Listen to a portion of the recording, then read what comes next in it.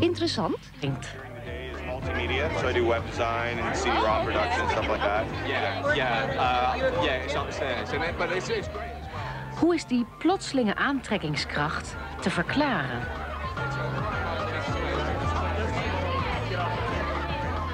Liefde begint in onze hersenen. Deze grote ogen spreken niet alleen tot onze verbeelding.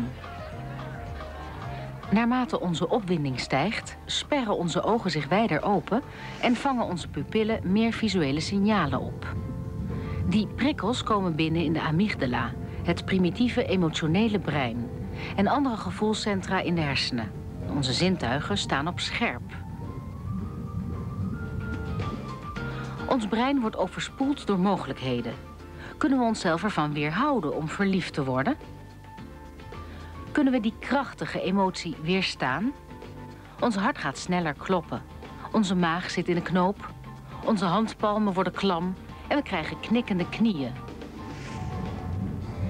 Dankzij de hypothalamus kunnen we het hoofd koel houden, terwijl de amygdala andere lichaamsdelen het signaal geeft om in actie te komen. De cortex registreert intussen wat er gebeurt en geeft aan dat we misschien bezig zijn met verliefd worden. En dat gebeurt allemaal in ongeveer 6 milliseconden. Plus I'm a skier, so I don't necessarily. Helen Fisher kan deze tekenen van verliefdheid goed beschrijven. I think this is a good idea, this speed dating, because it really feeds right into human nature. In 3 minutes, you can tell an awful lot about a human being. You can say not only size and shape and color, but from their voice, their background, certainly their intentions, their pace in life. White socks out. Hey, move over. Let's go, Jamie. I found this girl particularly interesting. She's got a red dress on. That certainly is an advertisement. She's not going to be overlooked. This man has a very attractive way of moving his body. He's got a deferential posture. There's 2 basic postural messages in the animal community. One is loom, looking big, and the other is crouch, looking little. You can pass on a great deal of basic feelings about who you are, messages about who you are. Tenderness, quickness, amount of energy, sincerity, affability, charm, charisma in 3 minutes. She's doing quite a bit of what we call verbal plumage. She's very facially expressive.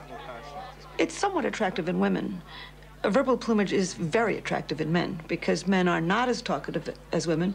It's remarkable that men do so much more talking during courtship. And then you marry the man and he settles right down and is not as talkative. But, you know. Very nice to meet you. Very nice to meet you. What's your number again? 65. Lucky 65. Darwin thought that human language evolved from courtship singing, as birds do and other animals who sing during courtship. We now think that language evolved for all kinds of social reasons, but among them would be simply to impress the girl.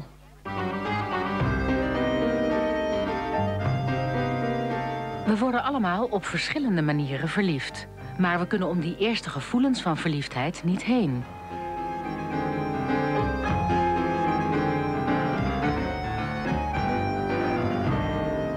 When I met him, it just was there was a certain chemistry. I can't really explain it. He just felt right. It was love at first sight. Yeah, it made me feel like, you know, on the cartoon Scooby-Doo where their feet don't touch the ground and the cartoon's just moving. That's how I feel when I'm with her. I think it pretty much shuts down the brain. You don't really think about anything else. I mean, there were definitely times where we went out and I came home and I felt like I was bouncing off walls. I think your brain gets kind of drunk off the potion of love. Something like that. I actually don't use the word love because so many people have so many different feelings and meanings for love. So instead, I divide love into three basic different mating emotion systems. And they are lust, that craving for sexual gratification. And the second one is romantic love, the elation and euphoria of first love. And the third emotion motivation system in the brain is attachment, that sense of calm and peace and security you could feel with a long-term partner. And they're very different feelings. Lust is simply the craving for sexual gratification. You can feel it when you're driving along in your car or reading a book or watching a movie. It's an urge. It's a mating drive that evolved millions of years ago to get you out there looking for anything at all. I think that then romantic love evolved to enable you to focus your mating energy on just one individual at a time. And that attachment, that third emotion motivation system, evolved to enable you to tolerate this individual at least long enough to rear a single child as a team.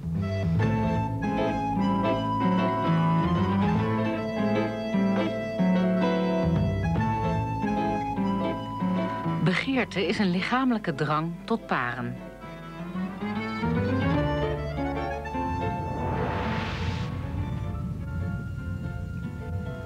Seksuele opwinding begint in ons limbisch systeem. Chemische stoffen uit de hypothalamus en de hypofyse stimuleren de geslachtsorganen om testosteron en oestrogeen te produceren. Dit zijn de hormonen die lustgevoelens opwekken bij mannen en vrouwen. Deze hormonen bereiden mensen voor op de liefde.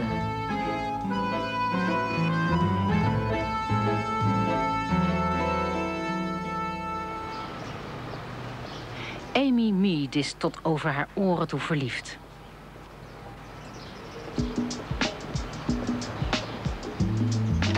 Met haar heftige gevoelens is ze de ideale proefpersoon voor een onderzoek waarbij MRI-technologie wordt gebruikt om het verliefde brein te observeren.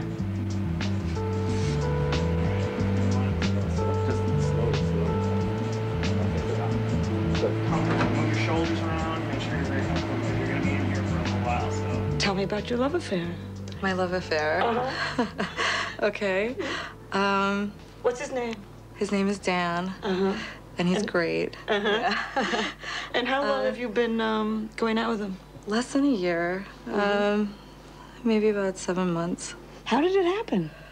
I don't know. There was something different about him. It was just in the way he walked. I don't know. Just this atmosphere about him that was different than anyone I had seen before. I know that sounds really corny because I've heard things like that, but I've never experienced that. And it was something about him that made me want to know who he was. I'd never felt that, really. What did you feel?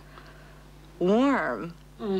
It was strange. It was just very warm. I just couldn't stop looking at him. I felt kind of strange almost, but I couldn't peel my eyes off of him. I couldn't stop talking to him, and I thought, oh God, I must be so annoying right now. But he just kept talking right back. And then I said I had to go to the restroom, and he said, oh, I'll walk you. Oh, how neat. Yeah, and at that moment I said, yes. High dopamine in the brain. Yeah, it does it for you.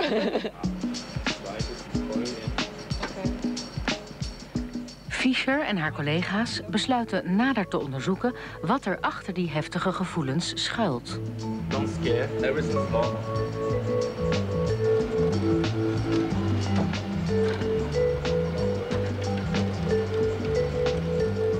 What I thought that we would find would be parts of the brain lighting up that are associated with dopamine and norepinephrine, because those were the chemicals that are associated with elation, giddiness, euphoria, sleeplessness, loss of appetite, focused attention, the kinds of things that you feel so dramatically when you're in love.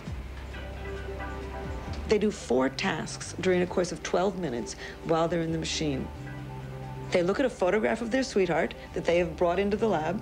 They look at a neutral photograph of somebody they feel no positive or negative emotions. There's nothing. So we scan their brain while they're looking at their sweetheart, and we scan their brain while they're looking at the neutral photograph, and then we compare what happens in these 2 types of scans. When you see the picture of your boyfriend, try and think about him. When you see the neutral image, think of that. In de hersenen van Amy is duidelijk te zien dat er inderdaad een speciaal netwerk aanwezig is voor verliefdheid. Er worden 4 verschillende gebiedjes geactiveerd. Het cingulum anterior, de mediale insula, het putamen en de nucleus caudatus. Dopamine stroomt naar de cortex en veroorzaakt gevoelens van genot en euforie.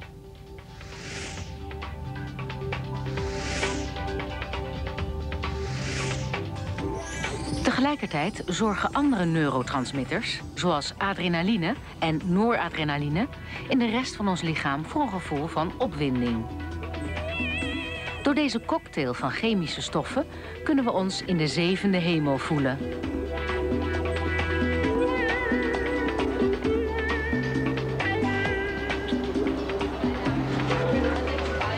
Die gevoelens ervaren we voor het eerst in de puberteit.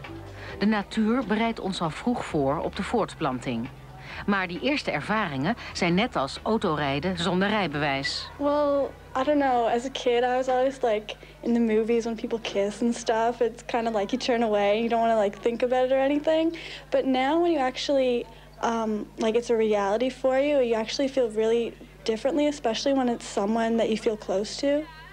I think I am in love with him, but other people have their own views on love, and I'm not sure if this is true love, but I feel that I love him, but I'm not sure, you know, if what I feel is correct. Like, there is really no correct way to feel about love, right? So.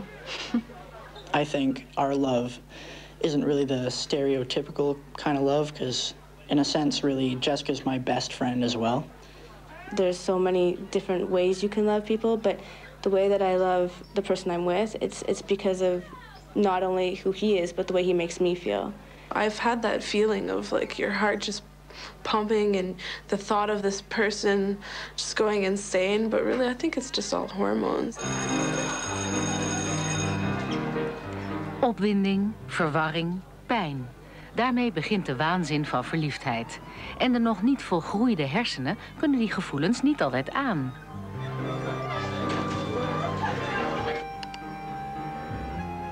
Something that all parents observe in their teens and may well remember from the Roman adolescence is the powerful feelings teens have about their boyfriend or their girlfriend. And in fact, it is breathtaking to behold sometimes because they feel so deeply, madly in love. They think, I can't go another minute without being next to this person. I know my love is not in my control, you know, so it's unconditional. It's, you know, it's just when I'm in love, I'm in love, and you can't stop it, you know? I wasn't able to do anything. I couldn't eat, I couldn't sleep, and I couldn't stop thinking about her. You can't control it at all. That's like, I think, one of the worst things about love. Because if you could just turn it on and off like that, then it'd be really convenient. They feel that strongly about relationships because they feel strongly about a lot of things. Why not also relationships? Second, teens are not yet projecting themselves very much in the future. So for a 16-year-old is not thinking, well, I can see myself at 35 being married to this person. All they're thinking about is today and tomorrow. It won't be a conscious decision on my part to not be in love anymore. I don't think I could possibly do that. Like, it's like your heart over your mind. It makes the decision. Well, I think it's the real thing for now, kind of thing. Well, I don't know. You can't tell what, like, time holds for us, because I guess we're still young and stuff, but for now, yeah, we're in love. Yeah? Yeah, I agree. Being caught up in the moment probably is also a function of the immaturity of the prefrontal cortex, which allows us to extend ourselves in time and have foresight and see the future. That's not present in middle adolescence. It's getting there in later adolescence. So I think because of that, teens are very much in the moment. When you're in love, you do the stupidest things, and definitely shouldn't do them. Like, you'll come home late because you don't think straight at all. Like, you shouldn't be taking the subway after a certain time, but you do because you want to spend time with this person, or get into trouble a lot with your parents, and it's all worth it. It seems to be all worth it, at least. Het brein van een puber maakt grote veranderingen door, vooral in de prefrontale cortex, het regelcentrum van de hersenen. Maar zolang dit proces nog niet voltooid is, heeft de amygdala de overhand en kunnen onze emoties met ons op de loop gaan. Het zijn de verbindingen tussen de prefrontale cortex en de amygdala die ervoor zorgen dat we onze emoties kunnen reguleren. Later, in de puberteit, worden die verbindingen sterker en wordt een groter deel van de cortex gebruikt. Pubers gaan zich dan ook volwassener gedragen. I love you. Love you too. We've learned to try to give each other space. And then after that, we immediately talk about it. We talk about why it's a problem, you know, what can I do to solve the problem? You know, I mean, example, Damien was sleeping and I woke him up and he didn't like the way I woke him up. So I said, you know, I stopped for 5 minutes, I gave him a breather, and I said, how do you want me to wake you up, you know? So we really try to solve our problems. We don't let problems to just slide by, even if it's like a little problem, because we know deep inside it's just going to get bigger and bigger and bigger. Wat is er eigenlijk van waar dat de hormonen die door het lichaam razen verantwoordelijk zijn voor puberaal gedrag?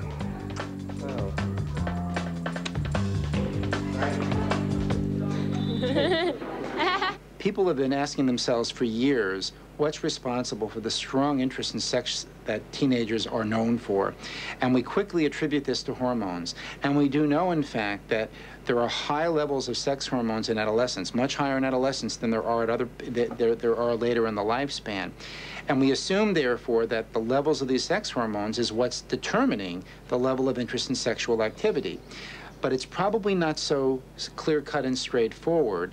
There are also neurotransmitters that are probably also involved. And the transmitter we would think most responsible would be dopamine, because dopamine is a transmitter which exists in plentiful quantities in the prefrontal cortex that's very involved in our reward system. Vrijwel ons hele functioneren wordt beïnvloed door onze hersenchemie. Hersenonderzoek toont aan dat een ingewikkeld netwerk van verbindingen niet alleen onze biologische functies aanstuurt, maar ook ons gevoelsleven.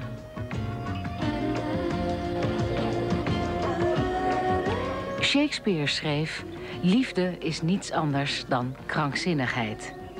De dichter had een vooruitziende blik, want liefde en krankzinnigheid zijn sterker aan elkaar verwant dan we ooit hadden kunnen vermoeden. Hier wordt onderzoek naar gedaan in de Italiaanse stad Pisa. Mi fa piacere, non è che vuole studiare l'innamoramento, cioè ci siamo arrivati per caso. Donatella Marazziti interviewt kandidaat-proefpersonen voor haar onderzoek naar de chemie van verliefdheid. Jacob en Laura denken voortdurend aan elkaar. En er komt verder bijna niets uit hun handen. Door dit monomane gedrag zijn zij heel geschikt als proefpersonen.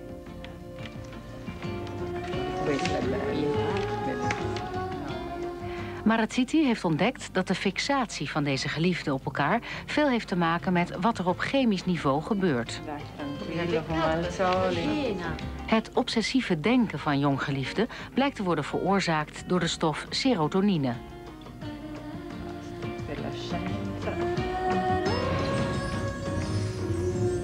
Serotonine is een belangrijke neurotransmitter die de informatieoverdracht in ons brein reguleert via een uitgebreid netwerk van neuronen.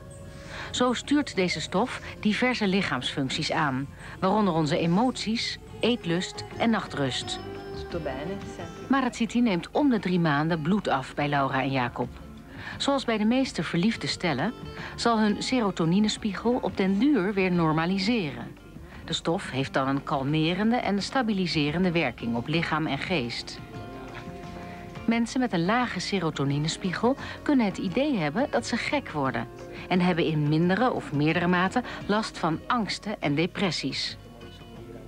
The main finding of our study was that healthy subjects with no psychiatric disorder or medical illness share with the psychiatric patient a common alteration at the level of the serotonin system. In particular, both patients with obsessive-compulsive disorder and healthy subjects who were involved in the early phase of a love relationship had the decreased functionality of the serotonin system.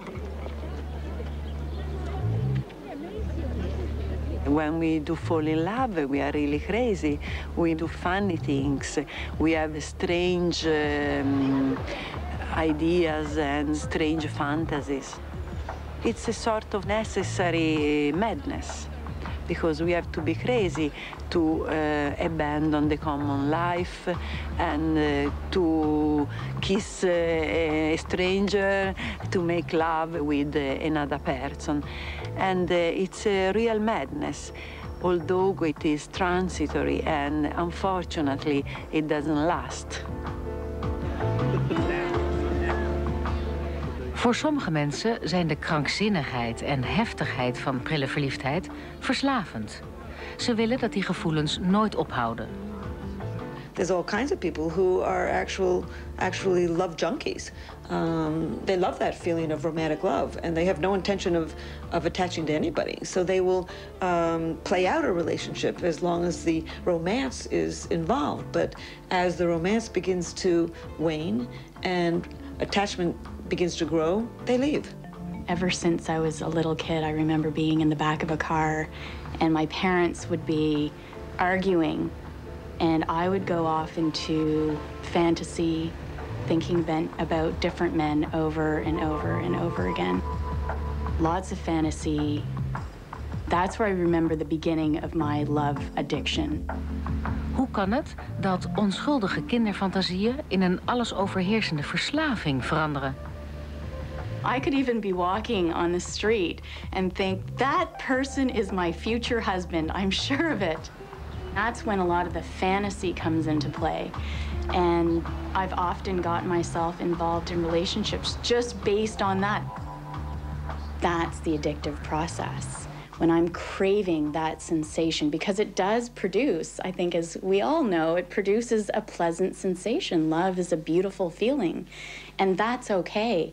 It's the craving for that love, that craving, that is what isn't healthy for me. Verslaafd zijn aan verliefdheid is precies hetzelfde als verslaafd zijn aan een verdovend middel. En het is even moeilijk om er vanaf te komen. I'm a part of a 12-step fellowship, and it wasn't really until then and until I began to meditate that I was really aware of what was going on. It amazes me now because, you know, when I'm walking the streets now, just outside, and I notice that pattern coming back, I just go, oh my gosh, you know, that's the adrenaline rush. And I know what to do with it now. And yet, before it was just, that's where the cycle really set in. It was like one after the other. So it's this pleasant, tingly sensation throughout my entire body. And, you know, really wanting that to be life, always feeling high. And until one day, it's just a crash. And, you know, I don't get off on it anymore. In fact, I feel horrible.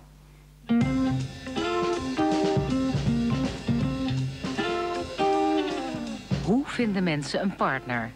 En als ze iemand ontmoeten, hoe weten ze dan of hij of zij de ware is?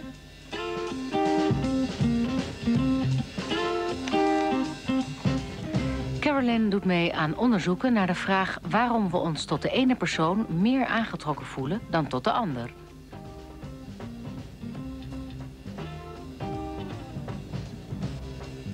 The compatibility quotient that we've devised is an overall measure of similarity between couples in areas that are known to potentially cause conflict between them.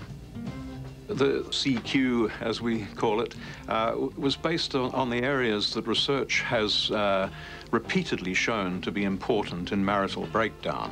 So we have 25 questions that cover the areas that research shows are important for long-term stability to a relationship.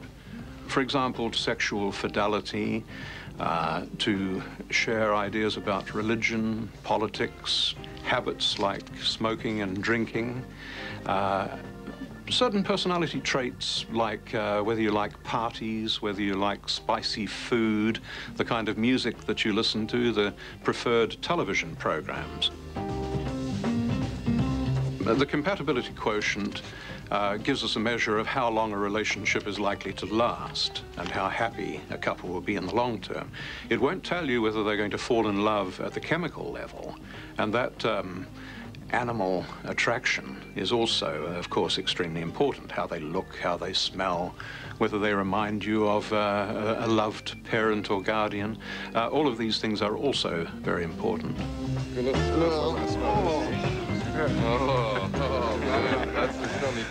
It seems that people are attracted to the smells of certain others because they can identify from that smell, albeit at an unconscious level, the fact that this person has an immune system different from their own, and that this would enable their offspring to benefit from a broadened immune system. Op welke manier mensen door geuren tot elkaar aangetrokken worden, staat nog ter discussie. Maar het is bewezen dat vrouwen onderscheid kunnen maken tussen de verschillende mannelijke immuunsystemen door aan hun gebruikte t-shirts te ruiken. Onzichtbare chemische lokstoffen, de zogenoemde feromonen, hebben een rechtstreekse invloed op haar hersenen en bepalen wellicht welke man ze uiteindelijk kiest. The voice is another thing that we may find attractive about another person, and is very much parallel to pheromones in the sense that one of the effects of testosterone is to double the length of the vocal cord and make the male voice about twice as deep as that of the female. In the case of Carolyn, things are more complicated. It's not just the depth of voice that you'll be listening to, but confidence will come through, and accent, of course, which will be a marker of their success in social and political terms. Meet in her aspect and her eyes, thus mellowed to that tender light, which heaven to gaudy day denies. When shade the more, when ray the less, had half impaired the nameless grace, which waves in every raven tress. She walks in beauty like the night, of cloudless climes and starry skies, and all that's best of dark and bright, meet in her aspect and her eyes. Which waves in every raven tress, or softly lightens, oh, her face, where thoughts serenely sweet express. When we first see somebody, we have an immediate feeling about them based on the way that they look, and we will know in an instant whether we are sexually attracted to them. And this is probably based partly on pictures that we have in our head, a sort of a blueprint that we're born with, and one that is a little bit more detailed and consolidated by very early experiences, probably within the first 3 years of life, and heavily determined by the image of the opposite sex parent. There is a kind of imprinting that takes place and gives us a fairly clear pattern of what it is that we're seeking and what it is that we're going to fall in love with when the hormones start running in adolescence.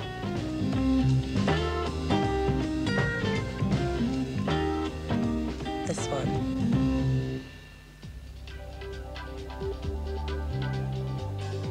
Terugkijken op ons verleden is niet alleen een kwestie van nostalgie, maar ook een blik in ons onderbewuste. Mogelijk kunnen we op die manier achterhalen hoe we bepaalde keuzes hebben gemaakt, die soms ons hele leven blijven bepalen.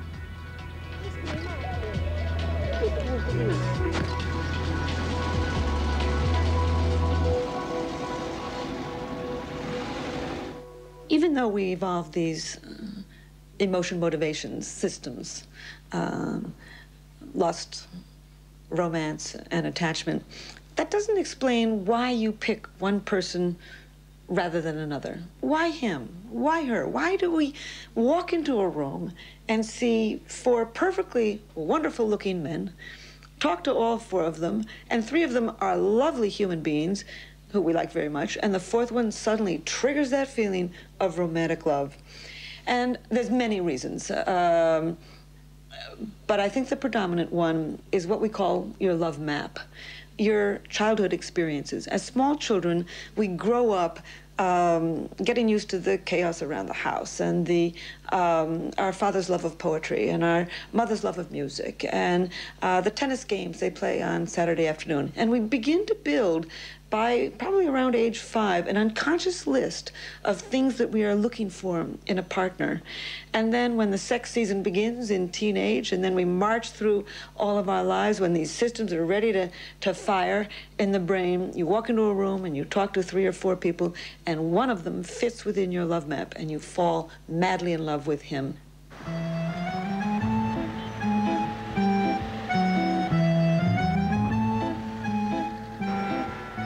De hartstocht en opwinding van prille verliefdheid zijn van voorbijgaande aard. Deze gevoelens maken vaak plaats voor geborgenheid en veiligheid.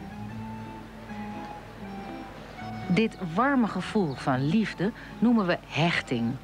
En het is essentieel voor het voortbestaan van de mensheid.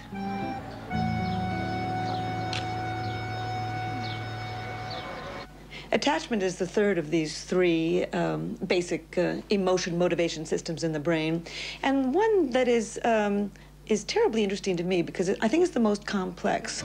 Lust is a simple craving. Romantic love is a mad, wild madness, and attachment is a deep, almost cosmic connection to another human being, and it builds over time.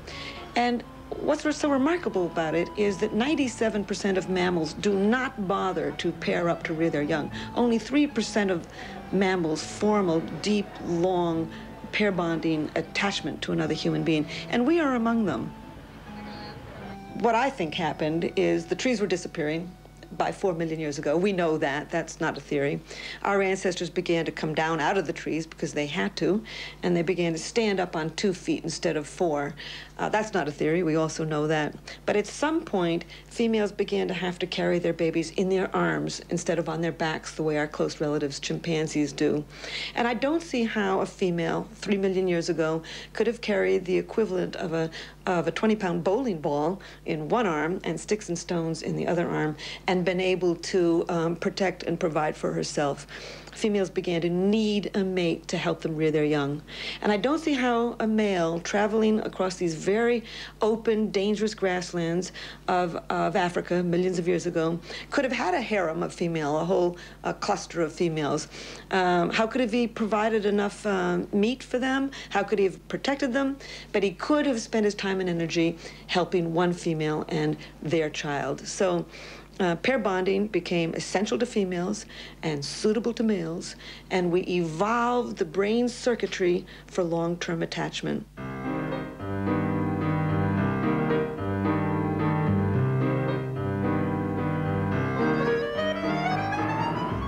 Net als andere vormen van liefde wordt hechting door chemische stoffen teweeggebracht. Een krachtige hechtingsstof is het hormoon oxytocine, dat in de hypothalamus en de hypofyse wordt geproduceerd. Het wordt bij seksuele stimulatie in het lichaam aangemaakt. En het werkt waarschijnlijk als een emotionele band.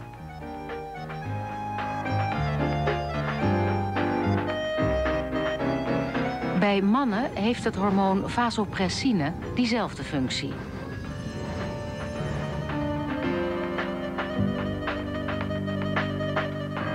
Eigenschappen zoals agressie, willen beschermen en seksuele trouw bij mannen worden ook wel toegeschreven aan vasopressine.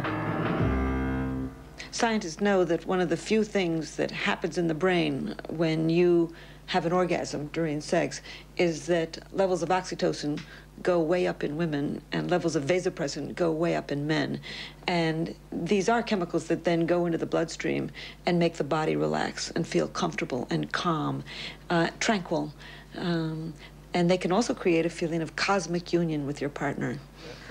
That baby's gonna come out the next time Melissa is not gone anywhere.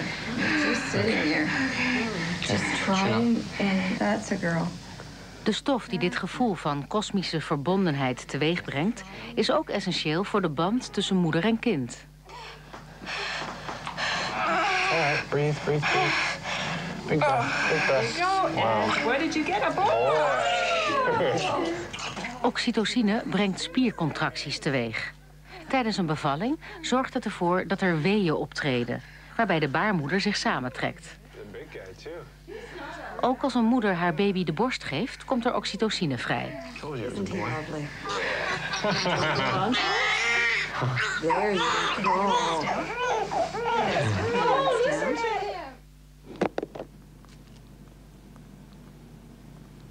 Andere functies van oxytocine zijn aangetoond door onderzoek bij ratten. Onderzocht is welke rol het hormoon speelt in de band tussen moeder en kind. Why do these mothers behave differently towards their pups? In part, the answer to that question is because they respond differently to the hormones that are absolutely critical for maternal care. One of these hormones is estrogen, which of course plays a critical role throughout pregnancy. Another hormone is oxytocin. Now, oxytocin also acts on the brain to actually trigger these forms of maternal behavior, such as pup licking. And so in the females who are high lickers, these females show an increase in a protein known as the oxytocin receptor. And simply put, the oxytocin receptor is the protein that is essential for oxytocin to have its effects in this area of the brain. The more receptors you produce, the more sensitive you are to oxytocin. The mothers who show a higher level of licking show more of these receptors and thus a greater sensitivity to oxytocin. And all of this is determined by the level of licking that they received in infancy. There's no question that the behavior of the mother is going to permanently influence the behavior of her offspring, both in terms of the way they respond to stress, as well, of course, as the way they respond to their own offspring as adults. And then, of course, the next question becomes, why do these mothers differ in the first place? It's one thing to say they have more or less oxytocin receptors, but why would they have more or less oxytocin receptors? And I think what emerges in the rat, and is also true, of course, in humans, is that the major factor that determines the quality of the mother's interactions with her infants is the quality of her own environment. And so mothers who, for example, are placed in a more stressful condition, say during pregnancy, are mothers who become low-licking mothers. Okay? And their female offspring then become low-licking mothers. They become more responsive to stress. And so one can actually look at the quality of the mother's environment as being the major factor that determines this whole developmental process.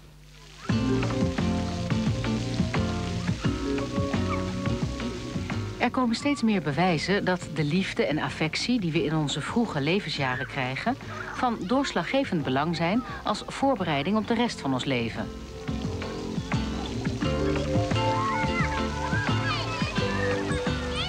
Naar het hechtingsproces tussen moeder en kind wordt ook onderzoek gedaan. The period just after birth is an extremely important and sensitive period in human development. It's a period when there is a huge influence of parenting and of maternal behavior in particular on the wiring of the developing child's brain. We know that the brain is extraordinarily plastic, as we call it in the profession. And by plastic, we mean that it's modifiable by experience. And so the kind of input, and particularly the kind of emotional input that the developing child receives when he or she is first born is really important in setting up the emotional circuitry of the brain. Oh, and you're giving Mommy smiles again? Are you giving Mommy smiles again? You have lots of smiles for me, don't you? I have lots for you, too.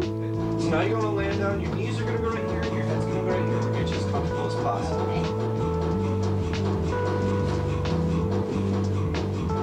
Jessica is net moeder geworden.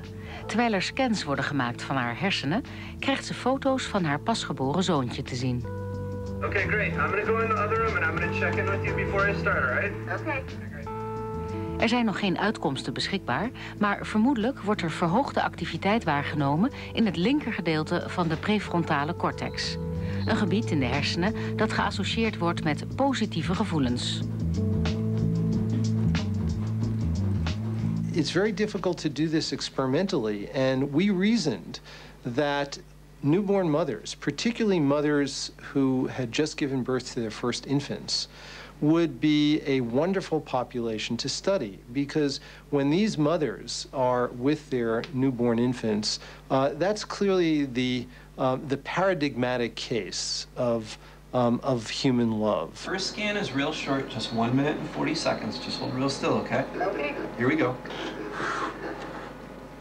We decided to take pictures of mothers with their newborn babies. And when we showed those pictures to the mothers, we expected that those pictures would arouse in the mothers feelings that were at least similar to, although clearly not identical, to the feelings that would be aroused when they're actually with their babies. And this way we can actually study them in the MRI scanner and look at patterns of brain activation that occur.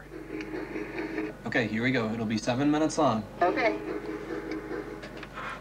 Jessica bekijkt foto's van haar zoontje Nathan en vertelt hoe ze zich daarbij voelt. Haar positieve reacties komen tot uiting in haar hersenactiviteit. Bij sommige moeders is juist verminderde hersenactiviteit te zien. Bij hen is het risico van een postnatale depressie aanwezig. Dit onderzoek kan daarom leiden tot een betere behandeling en preventie van dit soort aandoeningen. Does that feel nice and warm? Yeah. Yes. I'm going to put a little bit of cream on you. Empathie is een van de vele verschillende vormen van liefde. Er wordt onderzoek gedaan of een bepaald hersencircuit verantwoordelijk is voor empathie.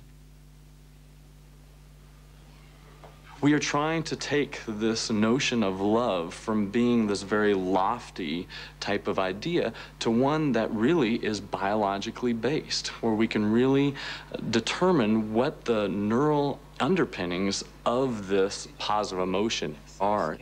These are going to be real short 2-second scans, but you got to hold still for about 2 minutes. We have decided to use these young mothers as a prime example of altruism, as essentially mothers are put into that role whether they want it or not, because they have this young infant on their hands that is really helpless. Are you hungry? Are you getting hungry?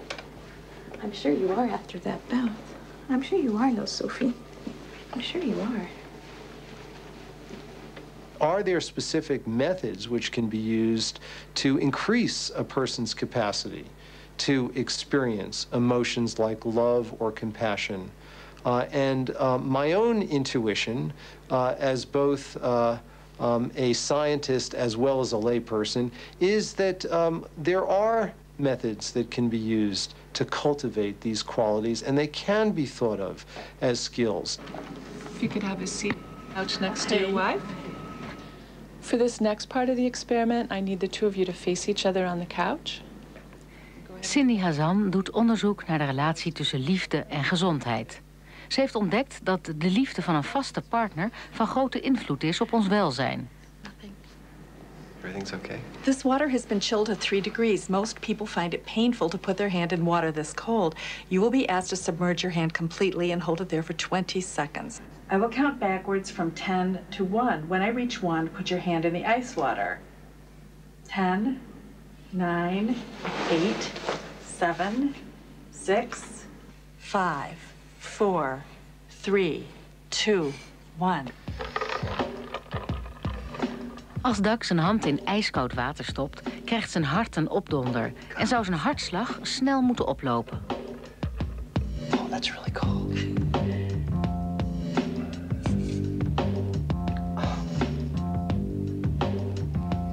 Okay, now put your hand in the room temperature water, and I'll tell you when to take it out.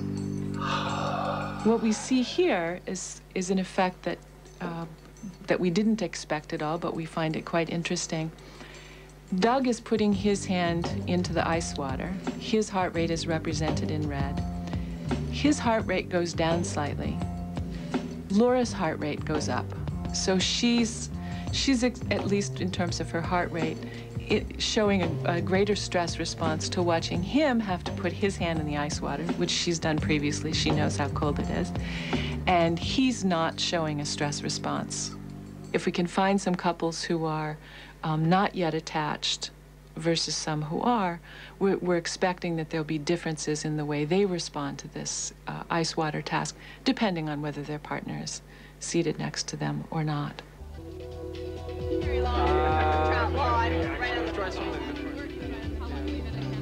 De aantrekkingskracht bij verliefdheid is een oerdrift, weten psychologen. Maar bij de keuze voor een partner zijn overeenkomsten van karakter veel belangrijker.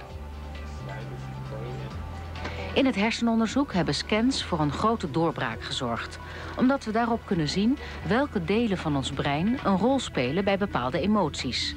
Bijvoorbeeld de prefrontale cortex, de genotcentra en onze hersenchemie. Maar zal de wetenschap ons ooit in staat stellen om op elk willekeurig moment verliefd te worden? Around the world, people have wanted to know love magic. They have love potions, love songs, all kinds of ways that they have hoped to trigger romantic love. And the question becomes, as we begin to know the brain circuitry of this and the brain chemistry of it, and even what can trigger it, can we control this powerful, basic, primordial mating experience? And I think the answer is no. And the reason I think the answer is no is because already we can take drugs to drive up levels of dopamine. When you take cocaine, you're driving up levels of dopamine. When you take street speed, amphetamines, you're driving up levels of norepinephrine. And these people do not fall in love. Verliefdheid zal altijd een combinatie blijven van instinct, fantasie en biologische factoren. Maar het is hoe dan ook een inspirerend gevoel. En misschien wel de meest intense uiting van ons mens zijn. The sense of love is joy, according to me. Is the sensation to lose our limits, to understand completely another person, to live for this other person more in depth than for ourselves. And love is the sensation and the awareness that we can be totally free and totally happy when we lose our individualism. And we don't lose, actually, our individualism because we improve it when we donate ourselves totally to another person. Interessant.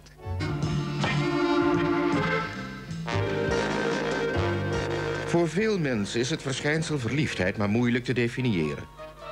Toch herkennen we het meteen als het ons overkomt. Als wetenschappers meer inzicht willen krijgen in verliefdheid, moeten ze te rade gaan bij de verliefde zelf. Dat doet antropologe Helen Fisher ook. Een mooie romance vindt ze onweerstaanbaar. Everywhere I go, I just ask people whether they are in love. At a cocktail party, at a conference, on the street, the doorman in the building that I live in, and they will invariably know somebody who is in love. It's a very common human experience. Helen wil precies weten wat iemand die verliefd is doormaakt. Vandaag heeft ze voor haar lopende onderzoek een gesprek met Megan en Dominic. One of the things that everybody knows about romantic love is that it's quite involuntary. It visits you like a guest that won't leave. It's uncontrollable. It swamps the centers in the middle of the head and proceeds to overcome your rational mind so that you go and feel almost helpless in its wake. Dat gevoel komt voort uit een reeks lichaams-eigen stoffen, de neurotransmitters. Als je verliefd bent, komt er een hoge concentratie van deze stoffen vrij. Als die de hersengebieden bereiken, die je stemmingen sturen, creëren ze daar het gevoel van verliefdheid. Maar hoe sterk is dat gevoel? Do you think that you could control your love for him? Control it? Yeah, do you think you could stop loving him? No. Mm-mm. No. No. You don't think you could control that passion? No. It's overtaken you. Mm-hmm. That's I think love. about him all the time, and I get sad if I think about anything happening to him. I often ask the people who are in love what they would do if they saw their sweetheart kissing somebody else. And the expression on their face is almost immediate horror. And they almost stumble over themselves. The idea is so horrible to them. I'd be devastated. First of all, I know he wouldn't do that, but if he did, I'd be devastated. How long would it take you to get over it, do you think? A long time. I don't know.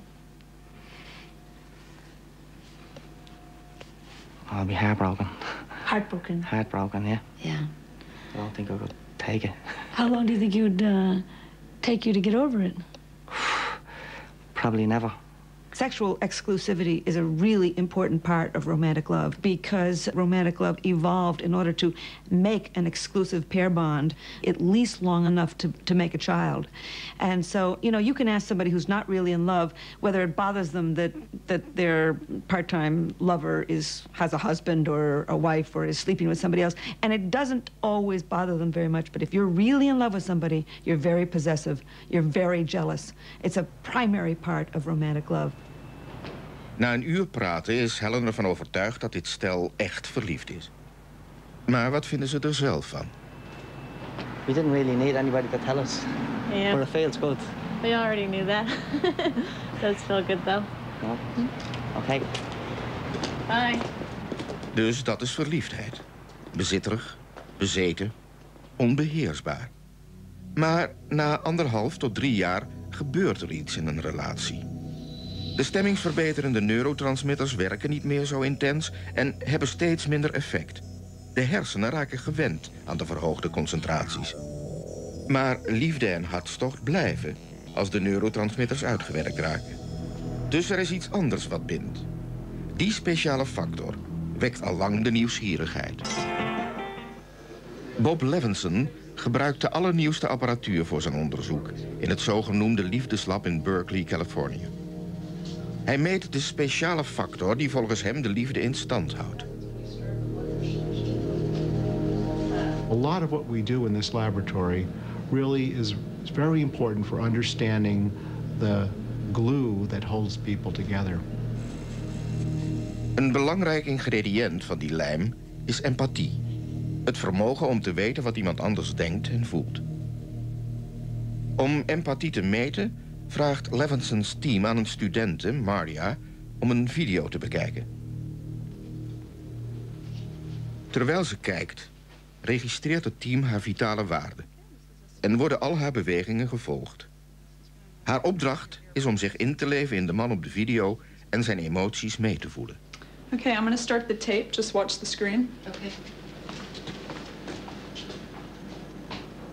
Maria krijgt een video te zien van een stel dat een emotioneel gesprek voert. Tijdens het kijken moet ze door aan een knop te draaien aangeven hoe positief of negatief de man in beeld zich voelt op elk moment van het gesprek. I don't understand why you think praying is bad. No, I never said that praying is bad. I just said that... De echtgenoot heeft de video ook bekeken. Ook hij moest daarbij met een knop aangeven hoe positief of negatief hij zich voelde in de loop van het gesprek met zijn vrouw. Tijdens het gesprek zijn zijn vitale waarden gemeten. Door de resultaten van Maria te vergelijken met die van hem, hoopt Levinson te ontdekken hoe goed Maria zich kan inleven in de emoties van de man. Maria let op allerlei zaken terwijl ze naar de man kijkt. Levinson heeft honderden van dit soort experimenten gedaan. Daarbij is hem gebleken dat de proefpersonen niet alleen luisteren naar wat er gezegd wordt, maar ook letten op intonatie en subtiele veranderingen in lichaamshouding. Maria let ook op de context waarin iets gezegd wordt. Een glimlach kan liefdevol zijn, maar ook spottend. De grote inlevers gebruiken al die signalen om precies vast te stellen wat de persoon in beeld voelt. When you're in love, there's a kind of a wonderful symphony of emotion that's expressed by the two participants. This is like a skill that gets more and more refined over time. In our research, we found that the presence of a smile in the first few turns of a conversation can help us separate the couples who are in love from those who aren't. You're already saying, I will not pray at night. I refuse. You just said that. I don't see myself doing that. Well, you said I won't. Okay, I'm sorry. Okay, well, that's better because before you're like, you're watching TV and I'm putting the kids to bed while they pray. Or I just give up and say, screw it, we're not going to pray. My children will never pray. Who cares? So, you know, that kind of sucks for me. Well, it's the same thing vice versa. What do you mean?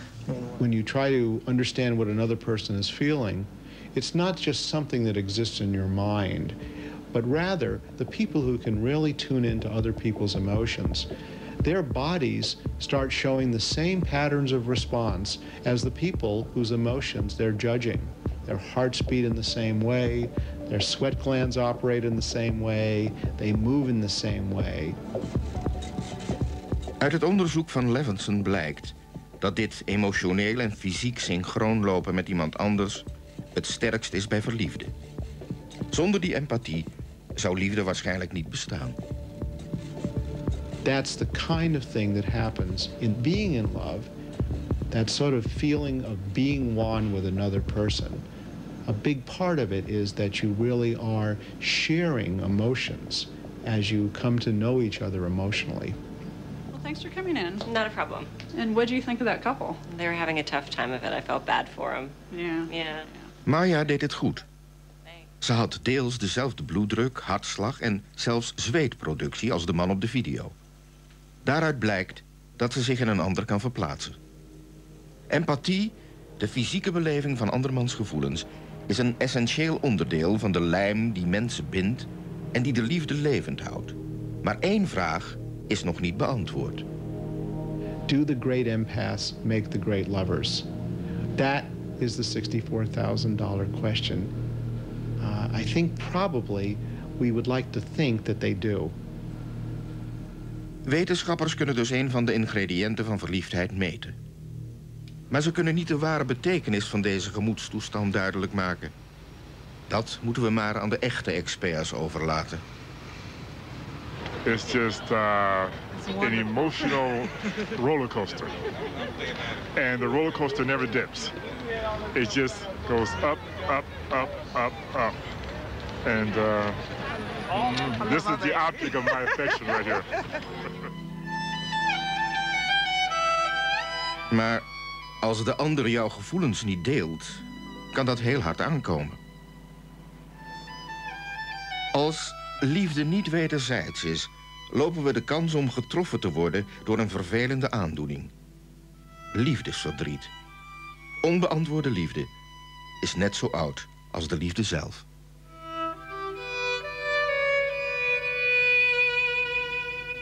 I'd known David for a good 6 years. I actually found my feelings were becoming very deep. I felt myself falling in love with him, and I felt that if I did say to him, this is what I'm feeling, I'd be rejected. And that's why I always held back from telling him how I felt until actually it was too late and he'd met this other lady. And for me, obviously, in one way I'd lost out, but I still love him. There isn't a day goes by that I don't think about him. It is unrequited love. But for me, unrequited love has actually shown me what unconditional love can be. It's almost like a gift. And, you know, I carry the love for him in my heart, and I always will. Unrequited love can have two sides to it, a good side and a bad side. On the good side, it can lead to persistence and lead a person to actually obtain the object of their love. On the other hand, unrequited love can also lead to dangerous stalking and to large acts of violence. Like in the case of John Hinckley, who attempted to assassinate President Reagan in order to demonstrate his love for Jodie Foster. 16 dagen voordat hij president Reagan neerschoot, verruilde Hinckley zijn ouderlijk huis in een chique buitenwijk in Denver voor een motelkamer. Daar schreef hij een gepassioneerde brief aan de actrice Jodie Foster. Uit de tekst zou je kunnen opmaken dat onbeantwoorde liefde de belangrijkste motivatie was voor zijn daad. Dear Jodie, as you well know by now, I love you very much. Over the past 7 months, I've left you dozens of poems, letters, and love messages in the faint hope that you could develop an interest in me. I know the many messages left at your door and in your mailbox were a nuisance, but I felt it was the most painless way for me to express my love for you. Jodie, I'm going ahead with this attempt now because I just cannot wait any longer to impress you. By sacrificing my freedom and possibly my life, I hope to change your mind about me. Op het proces betoogde Hinckley's psychiater dat dit geen daad van een krankzinnige was, maar een misplaatste poging om de vrouw van zijn dromen voor zich te winnen. De jury dacht daar anders over. Zij stuurde Hinckley naar een psychiatrische kliniek waar hij nog steeds verblijft. Dit is een extreem geval. Hoe dan ook, 95% van ons krijgt voor zijn 25ste te maken met onbeantwoorde liefde. Waarom vallen we eigenlijk op mensen die niet eens weten dat we bestaan? Psycholoog Art Aaron denkt het te weten. Na duizenden vraaggesprekken heeft hij geconcludeerd dat afgewezen zijn ook voordelen biedt. Being in unrequited love allows you to be a kind of tragic romantic hero. It redirects your life, it gives excitement, it gives meaning to it. The group that are most likely to be in unrequited love for this reason are people who in their early upbringing had usually a mother who was not very available. They become avoidant of closeness. They can't count on others. They're mistrustful of others. So why should they be in unrequited love? Because it's kind of an ideal situation. They can live out this cultural ideal of being in love, but not have to have a relationship. De meesten van ons willen het leven wel met iemand delen. En er zijn bepaalde kenmerken die onze partner tot een bijzondere persoon maken. Evolutionair psycholoog David Buss heeft overal ter wereld onderzocht wat mensen zoeken in een serieuze relatie. Uit de uitkomst blijkt dat dichters het al eeuwenlang bij het rechte eind hebben. Basically, I was interested in what characteristics people wanted in a long-term mate or marriage partner. And so I assembled 31 different characteristics and established collaborators in 37 different cultures from around the world. And we found some fascinating results. We found some things were universally desired in a long-term mate, things like intelligence, kindness, dependability. But the number one characteristic that came out was love or mutual attraction. And that was universally desired by everyone, both men and women equally, in all 37 cultures, and is not limited to Western cultures or European cultures. Love is a fundamental human emotion. It's something most people want, most people strive for in their lives, and some people manage to experience it. The Beatles said, love is all you need. And they also said, love is what makes the world go round. And there's some fundamental truth to that. It's part of what defines human nature. It's the bright side, the sunny side of human nature. Die zonnige kant van onze natuur hoeft niet op één persoon gericht te zijn. De mens heeft de liefde altijd op de proef gesteld met allerlei sociale experimenten. Vrije liefde, seks buiten het huwelijk, vaak met diverse partners, heeft door de eeuwen heen de verbeelding geprikkeld van veel idealisten. Hun stelling was dat liefde ook kan betekenen liefde met zo ongeveer iedereen. Wat zijn de gevolgen van vrije liefde? Free love is a very difficult state to achieve. In fact, more than 90% of open marriages fail. People don't seem to like the idea of other people having sex with their partners. Jealousy crops up as a very powerful emotion that interferes with utopian efforts to achieve free love. Vrije liefde bestond al in de oudheid. In onze tijd werd de vrije liefde al rond 1830 gepraktiseerd in de religieuze secte van John Humphrey Noyes. He was a religious leader and a very charismatic man and a very sexually energetic man, and he wanted to build a utopia. And so he created a community called the Oneida community in upstate New York. And in its heyday, in the 1840s, there were over 500 women, men, and children living in this community. And the point was that they shared everything. And they did indeed share their sex partners and their clothing and even the responsibility for one another's children. But they were not supposed to fall in love. Romantic love was forbidden in the commune. Teresa Miller was lid van deze gemeenschap. Zij noteerde al haar gedachten en gevoelens over seks en liefde in een dagboek. Daarin kunnen we lezen wat er gebeurt als seks verplicht is, maar liefde verboden. Father Noyes has asked me to sleep with him, and I never realized so much as today what a life-giving thing it is to have fellowship with him.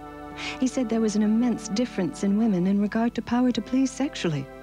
Why? Is there? I said. Yes, he answered. There is as much difference in women's ability to please sexually as there is in making social music with a grand piano and a 10-penny whistle. Then, applying his remarks personally, he said, I always expect something sublime when I sleep with you. Sex in the community was nowhere near as free as one might think. In fact, Noyes himself put a ban on reproducing. So, indeed, a man was not allowed to ejaculate in his partner unless this woman was an older woman, unless she was menopausal. And Noyes himself was the one who got to initiate the young girls. Door dat te doen ging Noyes tegen zijn eigen ideaal van vrije liefde in. Maar volgens David Buss kwam dat voort uit zijn primitieve mannelijke geslachtsdrift. Most of the attempts to develop a system of free love are driven by men, just as most attempts to have threesomes and group sex are driven by men. It's the male desire for sexual variety, and what men like to do is they like to express that desire for sexual variety while keeping their regular partner totally faithful. It's a double standard, if you will. What's good for you, but not good for your partner. Maar Noyes kon de jonge Thelsa Miller niet voor zichzelf houden. Uiteindelijk kon zij geen weerstand bieden aan haar liefde voor een jongere man. Our lives, Edward's and mine, has been over the last 4 days a time of exquisite beauty. He said so many sweet things to me that I cannot even remember them all. We strolled about in the garden in the evening, and he looked down at me so tenderly and said, "How strange it is. I shall certainly fall in love with you." Volgens antropologen als Helen Fisher toont het verhaal over Oneida eens te meer aan dat de mens zijn liefdesgevoelens niet in de hand heeft. This experiment in Utopia says a lot about the nature of human love, because in 1879 the young men revolted. They wanted to sleep with young women, and they wanted to bear their children with young women. And indeed, Noyes was accused of raping several young women, and he fled, and the community basically disbanded. And it really shows the triumph of love, the triumph of this brain circuitry, the power of it.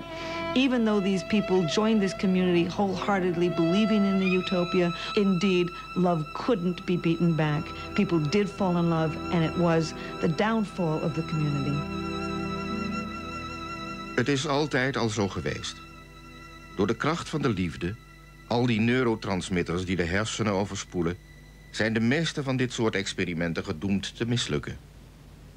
Kun je dan maar op één persoon tegelijk verliefd zijn? A lot of people wonder whether we are monogamous creatures, and indeed we are. Mono means one, and game means spouse, one spouse. And if you took a look around the world and simply just counted heads, you would find that the vast majority of men and women form a pair bond and marry only one person at a time. We are, however, a creature who's enormously flexible, and it is often to a man's advantage to have several wives at the same time and spread his seed with all of them.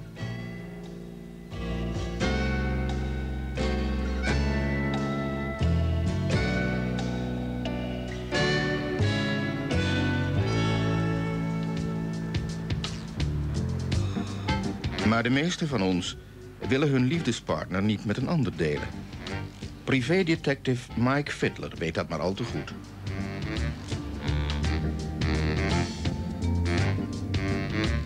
I'm following this guy today because his wife thinks he may be cheating on her. So I am just trying to find out what he actually is doing on these days. And he hasn't gone to work today yet, so we'll just figure out where he's going and maybe he might meet up with somebody. Most people, when they think that their spouses are cheating on them, they already know the answer. They just want some confirmation, but it's pictures instead of just in their mind that that's going on. Now here's the proof.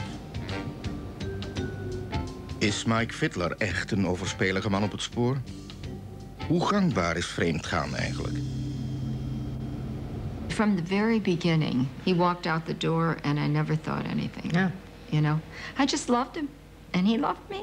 So There was no need to... no need to cheat. To wander. To wander. Yeah, that's what he always said.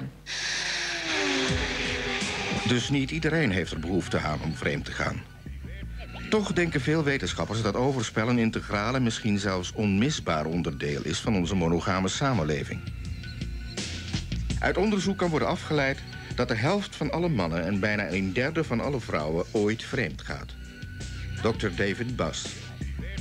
Men have a very powerful desire for sexual variety, and that desire for sexual variety is the primary reason that men cheat. Men who are perfectly in love with their partners can still sometimes have a brief affair that doesn't really mean anything.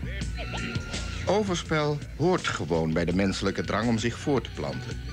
Dezelfde drang die zorgt voor de instandhouding van de menselijke soort.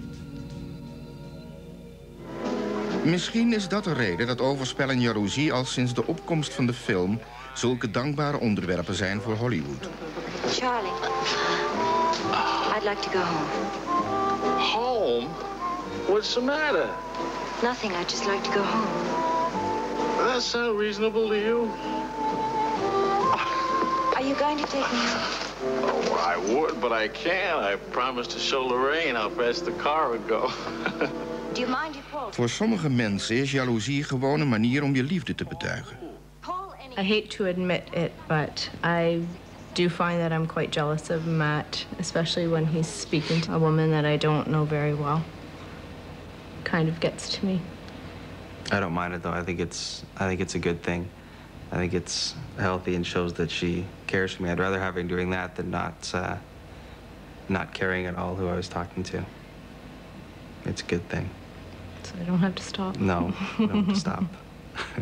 Women typically have affairs when they're unhappy with their primary relationship, they're not in love with their primary partner, and they're looking to see if there is a better partner out there, a partner with whom they can form a closer love bond. Hiya, wife. All right, sporting blood, run along to the locker room. Come back in a few minutes, Paul. It's only his guilty conscience. It won't take long. Oh. Hey, what kind of a wife are you, dancing with other men? The average kind, neglected. Humans are also designed to get out of bad relationships, to do mate switching. Sometimes a better partner comes along. He's sweet and attentive. Doesn't think it's terrible at all that I'm married and have a 7-year-old daughter. And so this sort of single view of a one-time romantic partner that lives happily ever after, that's not exactly how we're designed. Het is 2:30. En Mike Fiddler is misschien een overspelige man op het spoor. This guy may love his wife, he may not love his wife. After I do my findings, that will determine really if he really loves his wife, because he can change his actions. He can admit it and, ask for forgiveness or I'm sorry or whatever. I know he's got a kid at home and he's been married to his wife for almost 20-some-odd years. I think it's just, this caught his eye and this could be a mystery, a fantasy, and here he is. Wat zijn de evolutionaire drijfveren van deze man? Dringt zijn voortplantingsdrang hem naar een andere vrouw? Of toont hij zijn liefde door braaf naar huis te gaan, terug naar zijn echtgenote?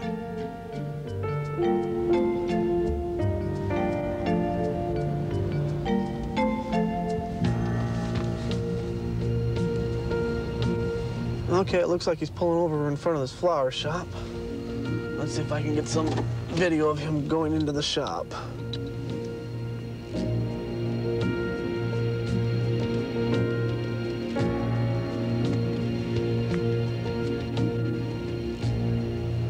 We'll just wait until he comes out, find out what he bought and where he goes with it.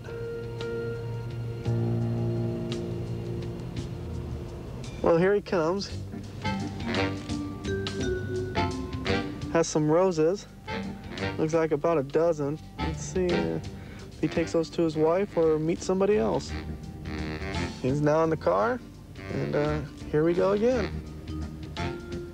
Wie krijgt die rozen?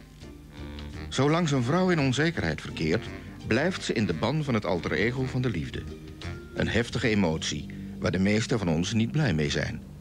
Jealousy has been widely regarded as a bad emotion, and I think it's because it feels terrible. People, when they experience jealousy, they feel embarrassed, they feel humiliated, they feel angry, they feel sad. Jealousy also leads to a tremendous amount of destruction, and that we know that jealousy is the leading cause of spousal battering and spousal homicide. So it's a very destructive emotion, but it's also a functional emotion. If you look back at our evolutionary past, those who didn't experience love, those who didn't experience jealousy, are not our ancestors. They basically got consigned to reproductive oblivion.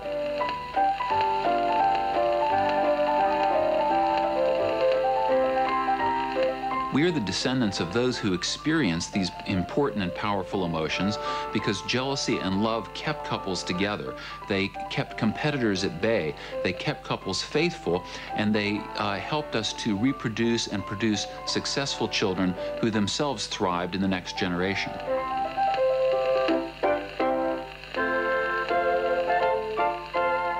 Who's more jealous, men or women?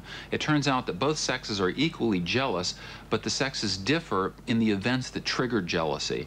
We found that roughly 85% of the women found the emotional infidelity, the falling in love, betrayal, more jealousy-provoking, whereas the majority of men found the sexual infidelity to be more upsetting.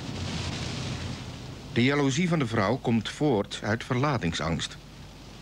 Maar waarom zijn mannen zo gefixeerd op het seksuele element? Fertilization occurs internally within women, not within men. And this means that men, our ancestral fathers, have faced a profound problem, the problem of paternity uncertainty. That is, women know that they are the mothers of their children, men can never be sure. This summer I went on holiday for 2 weeks with 2 of my friends, and every time I would call Martin, he would be really stressed out. He'd get really worried about us going topless on the beaches in Greece. You know, like, yeah, I see Angie's body as sexual. Do you know what I mean? I don't want anyone else really to be a part of that, even to see it. So I know it sounds bad, but you know, I just want that to be for me, because she has got a nice body. So. Jaloezie kan heel ernstige gevolgen hebben. In veel culturen geldt deze emotie als verzachtende omstandigheid. Er is vaak met succes een beroep op gedaan om de strafmaat te verminderen. Maar jaloezie kan tot dodelijk geweld leiden. Op 4 oktober 1999 stapte Mark Ertz een winkel binnen. Hij was duidelijk door veel heftigere emoties overmand dan de jaloezie die de meesten van ons voelen als ze jaloers zijn. Toen Ertz deze beelden te zien kreeg, zei hij: onvoorstelbaar dat ik haar dat heb aangedaan. Ik was kwaad omdat ze met een ander naar bed was geweest. Ze zei zelf dat ze me nog nooit zo had gezien. Verbazingwekkend genoeg bracht zijn ex-vriendin het er levend af. Maar de verwondingen aan haar gezicht en haar hals waren zo ernstig dat ze wekenlang niet kon praten. Wat is het nu precies dat iemand ertoe brengt om geweld te gebruiken tegen iemand van wie je houdt? Psycholoog David Celani probeert er al zijn hele carrière achter te komen. Hoe verliefdheid kan omslaan in geweld en waarom zoveel mensen bij een gewelddadige partner blijven. Very often during a domestic violence, when the police actually intervene and the police try to arrest and remove the man from the situation, the partner, the victim of the violence, will be upset and even attack the police because they don't want their husband or lover to be removed. In de Verenigde Staten komt het gemiddeld ruim 2 miljoen maal per jaar voor dat een vrouw lijdt onder huiselijk geweld van haar partner.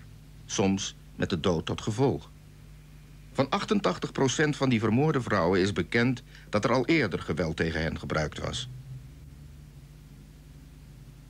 Celani wilde weten waarom vrouwen bij mannen blijven die hen slaan.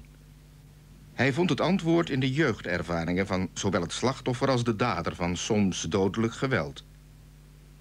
Ook blijkt dat liefde, of het gebrek daaraan, de kern van het probleem is. If the love you received as a child was bad love, that is love that was more laced with anger and hostility and rejection than it was with true love, then as an adult, that's exactly the type of love you're going to seek out in your partner. It's a very, very different type of love. The relationship was for 10 years, the marriage was for 8. It was violent all the way through except for the last 2 years. He gave me 3 black eyes in the time I was with him, and he gave me a scar on my back. Apart from that, there was no visual evidence. So if I go to the police, what would I have said? Door het gebrek aan liefde dat Celani's patiënten als kind hebben ondervonden, voelen ze zich heel sterk tekortschieten. Daardoor hebben ze als volwassenen een heel grote behoefte aan liefde. Celani stelt dat het type mens dat aan die behoefte voldoet vaak gewelddadig is. These couples stay together because they both have extraordinary and intense needs. As a couple, both the husband and the wife have an enormous need for romance and excitement in their relationship. They cannot find this with an average person. So the woman finds it in this extraordinarily bigger-than-life man because she was so rejected as a child. Now she's trying to get everything met with this new man.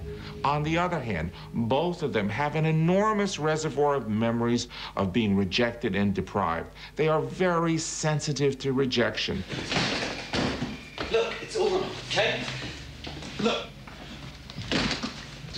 It's all right. Look.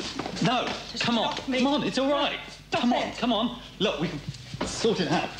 Look. Stop it!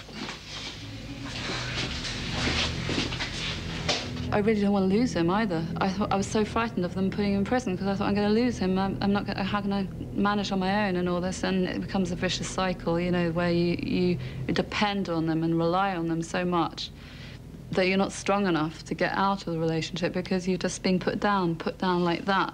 And all you want is their love back. You want to feel good, you know, feel good with them again. So it's like a roller coaster. Beide partners in een gewelddadige relatie hebben een lage eigendunk. Dat drijft hen naar elkaar toe. Maar haalt ook de pijnlijke jeugdherinneringen naar boven waar het geweld uit voortkomt. One of my patients said that remembering all the things that happened to him in childhood was like trying to hold a huge beach ball of pain underwater. And it was very difficult to do. And the moment you didn't pay attention to it, up it would pop. And that's characteristics of people that had families in which neglect was mixed in with love. And the mixture makes future love all tangled up with anger, pain, hate, need, all these complex feelings. And here in a battering scenario, we see one moment extreme love, which can alternate in a second with this popping up of this other memory bank of disappointment. So you have rage and aggression. When these two people come together, you have an often violent and possibly fatal connection. Just get off me!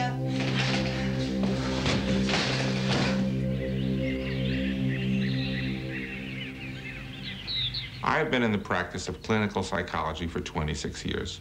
I have seen women that have been battered, punched, kicked, and brutalized in every way imaginable. My work has convinced me that the only way for a society to get out of this problem is to treat our children in a far more loving and considerate way. If we do this, if we treasure our children, we will end not only domestic violence, but violence of all types in our societies. Maar tegenover al dat geweld in onze samenleving staat ook liefde. En verliefdheid houdt ons in de greep van de emoties die daarbij horen, zoals jaloezie en zelfs haat.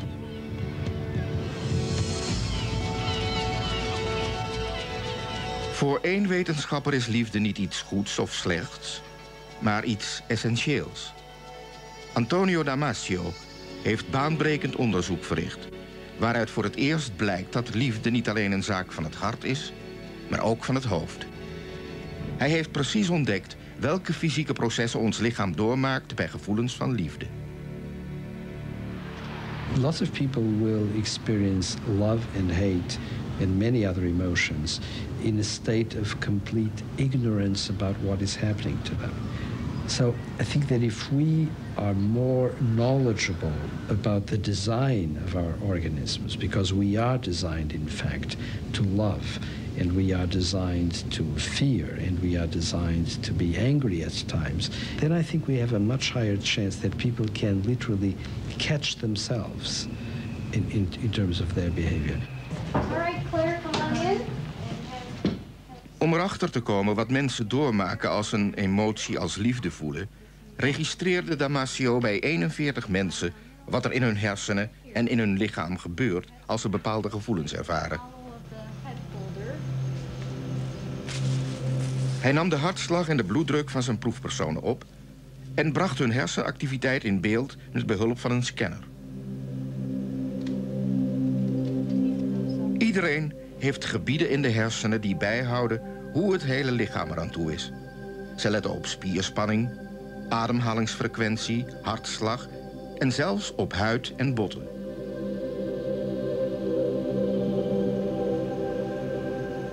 Okay, Claire, what I want you to do is I want you to think about being De proefpersonen moeten hun hand opsteken als ze denken dat ze een emotionele herinnering hebben opgehaald.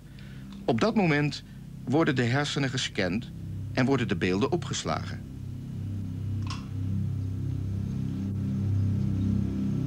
They conjured up a certain emotion, let's say love. And then we were able to measure the activity of certain brain areas that registered the state of the body while they were feeling the emotion. De scanner meet hoe 4 hersengebieden, de hypothalamus, de gyrus singuli anterior, de insulaire cortex en de somatosensorische cortex, de lichamelijke reacties bijhouden van iemand die een emotie voelt. Verschillende emoties leiden tot verschillende reactiepatronen. Damasio heeft aangetoond dat emoties beginnen als signalen die op verschillende punten op ons lichaam worden opgevangen en worden doorgeseind naar de genoemde hersengebieden. De wetenschap kan nu bevestigen dat de liefde niet alleen in het hart woont, maar ook in het hoofd. Daarom, aldus Dr. Damasio, zal je laptop nooit verliefd worden. So it is not something that you can punch in the software of your computer. The computer is not going to feel love or feel jealousy because it does not have the possibility of picking up on the structure of its own body in the same way that we do quite naturally as living organisms. Liefde is dus inderdaad wat ons mens maakt. En verliefdheid is een wezenlijk onderdeel van ons mens zijn. Maar Damasio vindt emoties nog belangrijker. Zonder emoties zou de mens gewoon niet kunnen overleven. These regions that look at the body are regions that are very important in the regulation of our life process. So emotion and feeling are not things that you may have or not have. They are part of this incredibly complex way in which an organism maintains life. Liefde is van vitaal belang voor ons voortbestaan. Uit onderzoek blijkt hoezeer de stoffen die vrijkomen door de liefde het immuunsysteem ondersteunen en bescherming bieden tegen hartaandoeningen en vele andere ziekten.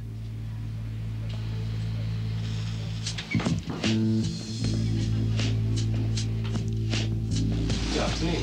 How can I help you? We're after an engagement ring. Right.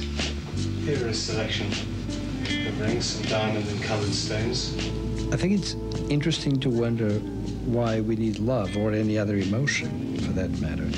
And the answer is that at some point in the evolution of complicated organisms such as we are, certain kinds of reaction prevailed because they were so useful to the maintenance of life.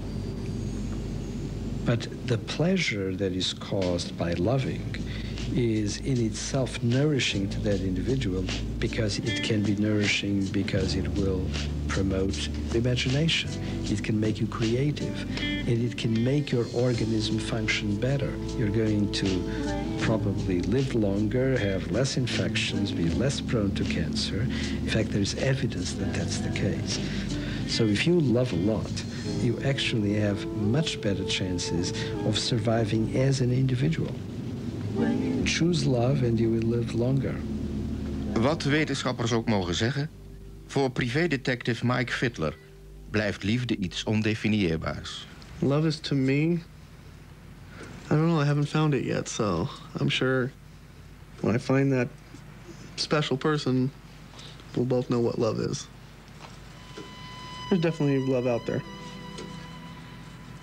Net als in 80% van Mike's zaken heeft deze man de verleiding niet kunnen weerstaan. De rozen waren bedoeld voor een afspraakje in een hotel. Zijn argwanende vrouw zit thuis te wachten. I have to be going now. He's coming out. Helaas houdt de liefde niet altijd stand. In de volgende aflevering onderzoeken we hoe we in de loop van de jaren en decennia van iemand kunnen blijven houden.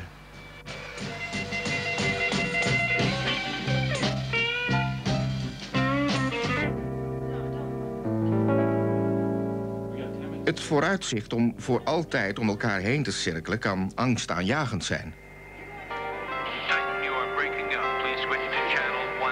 You are now officially uninvited. Titan, this is Houston. Do you read? Repeat, do you read? Maar met wat geluk en doorzettingsvermogen redt men het tot stadium 4. Ware liefde. That's affirmative, Titan. You're on the board. Welcome back.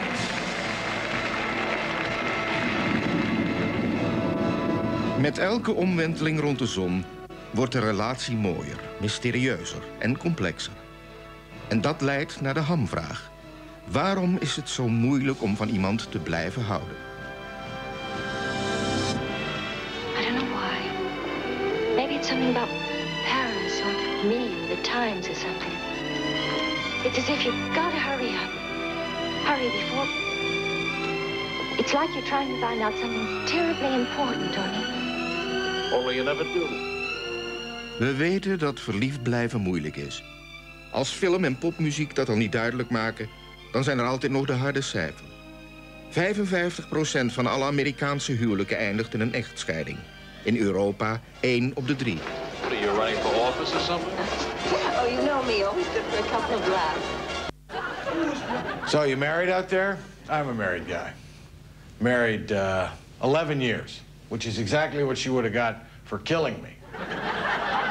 Stand-up comedian John Wing gebruikt zijn huwelijksperikelen als basis voor zijn grappen. Een regelmatig terugkerend onderwerp in zijn optredens is zijn visie op communicatie. I'm a good husband, though. Not that it's difficult. You don't have to know very much to be a good husband. Anything. What do you have to know? 4 words. Oh, yeah, right, sorry. Pretty simple. Use them individually or in a cluster. I think when a lot of men heard me do it, and the next time their wife asked them to do something, they used it. And it became a private joke for a lot of couples. A lot. Honey, I thought you were going to mow the lawn. Oh. Yeah. Right. Sorry. Gedragswetenschappelijk beschouwd is het advies van John Wing niet eens zo slecht. Maar misschien een beetje vreemd. Oh. If you look at power in a relationship, the guys who are willing to accept influence, you know, who are willing to say, oh, yeah, you know, I never thought of that. That's a good idea. Those guys are way ahead of the game. And the guys who say, no, you're not going to control me, you know, I'm not going to do that. And they say no all the time. They reject influence. They wind up divorced. What else do you need to know to be a good husband? 3 things you could know. Listen, that's a big one. Take direction well. Try not to think for yourself. A 20-year-old girl came up to me the other night and said, you should talk to my boyfriend. You could teach him a lot of things about listening. But I find it fun that women get all, how does he know this stuff? I think that's really cool. Most of the time, there aren't that big differences between men and women. In fact, in marriages that are going well, there's almost no gender differences. But when marriages are ailing, there are a lot of gender differences. Guys are much more likely, for example, to withdraw from marital conflict. Women more likely to lean forward and engage and be relentless in trying to solve the problem. Even more important than actually listening is the appearance that you are. Therefore, you must adopt a listening posture, if I may. We know from experience that 80% of the time, it's the woman in our culture who brings up the issues. She says, you know, this is a problem and has suggestions for how to solve it. And usually the guy really hasn't thought about it, hasn't noticed it.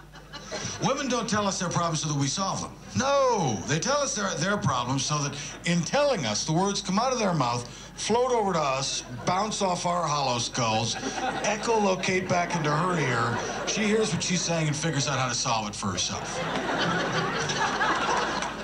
So she comes into the room, you're watching TV, she comes in and says, I have a problem. A problem?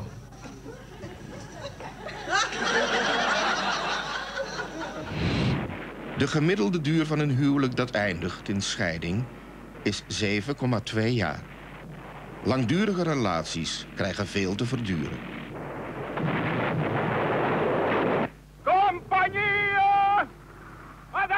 Meer dan 7 jaar bij elkaar blijven is iets wat maar weinig stellen lukt. Volgens onderzoek van professor Bob Levinson zijn er 2 typen stellen die het niet halen. En dat heeft met hun temperament te maken. Couples who are very volatile, who have a lot of emotion, a lot of negative emotion, don't seem to be able to get it under control. They're at maximal risk for divorce in the first 5 years of marriage. Dat zijn de heet gebakerde stellen. De koele stellen zijn precies het tegenovergestelde, afstandelijk en beheerst.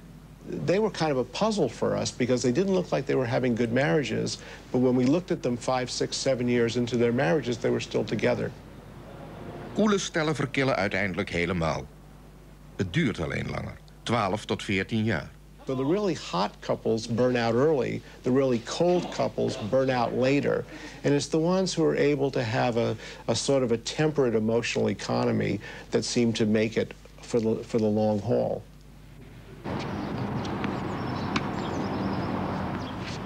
Communicatie is de sleutel tot het in stand houden van een succesvolle, langdurige relatie. Maar een pril stel wordt over de knelpunten heen geholpen door een stortvloed aan stemmingverhogende hormonen. Zijn er dan ook specifieke biologische stoffen voor langdurige relaties? Actually connecting through the eyes lowers your heart rate. It releases endorphins, those wonderful painkillers that lower the stress in our lives. Volgens sommige wetenschappers passen de hersenen hiervoor een soort biofeedback toe, die als volgt werkt. Eerst krijg je informatie via 1 of meer van de 5 zintuigen. Stel bijvoorbeeld dat je je geliefde ziet. Deze signalen worden ter verwerking naar de thalamus gestuurd. Als de actie als positief wordt gezien, krijgt hij van de amygdala een positieve emotionele code. De gecodeerde ervaring wordt dan als herinnering opgeslagen door de hippocampus.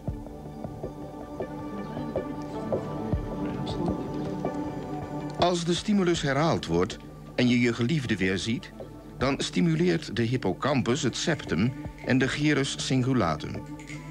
Die geven de hypothalamus opdracht om endorfine los te laten in je bloed. Endorfine zijn lichaams-eigen morfineachtige stoffen. Ze onderdrukken pijn, maar zorgen ook dat je je goed voelt. Je hersenen hebben besloten dat je geliefde goed voor je is en belonen je met een geluksgevoel als hij of zij in de buurt is. Gelukkiger leven door biochemie. De belangrijkste van deze biologische chemicaliën is het peptidehormoon oxytocine. And here's why. When you have sex with someone, the hormone that triggers orgasm is oxytocin. And oxytocin is the same chemical that's released when a mother breastfeeds. Oxytocine zorgt ervoor dat een moeder een band ontwikkelt met haar kind. En geliefden met elkaar. Dit hormoon zou het ultieme liefdesdrankje zijn voor een monogame relatie.